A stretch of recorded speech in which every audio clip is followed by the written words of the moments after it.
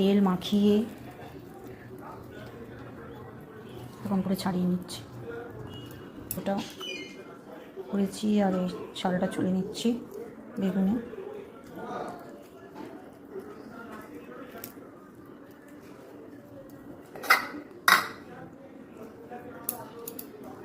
বেগুন পোড়া বলবো কি নাকি ভাজা বলবো?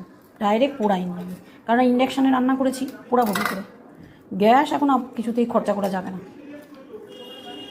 তেল লাগিয়ে ইন্ডাকশানের কড়াইতে বসিয়ে এটাকে ঘুরিয়ে ঘুরিয়ে ভেজেছি, পুড়িয়েছি আর কি।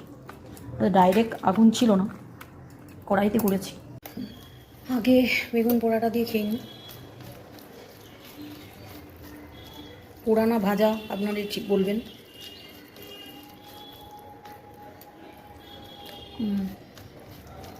ভালো লাগছে। ডাইরেক্ট পোড়ালে কি গ্যাসটা নষ্টও হয়ে যায়। আর এখন যা গ্যাসের সমস্যা, বেশিরভাগটাই সমস্যা কিছুই হয়নি, এখনও হতে পারে, সেই জন্য এখন থেকে আমি গ্যাস বাঁচিয়ে যাচ্ছি। একটা ফুল সিলিন্ডার আছে আর এটা চলছে আমার। বেশিটাই আমি ইন্ডাকশানে করি বলে চলে যাবে হয়তো অনেকটা দিন।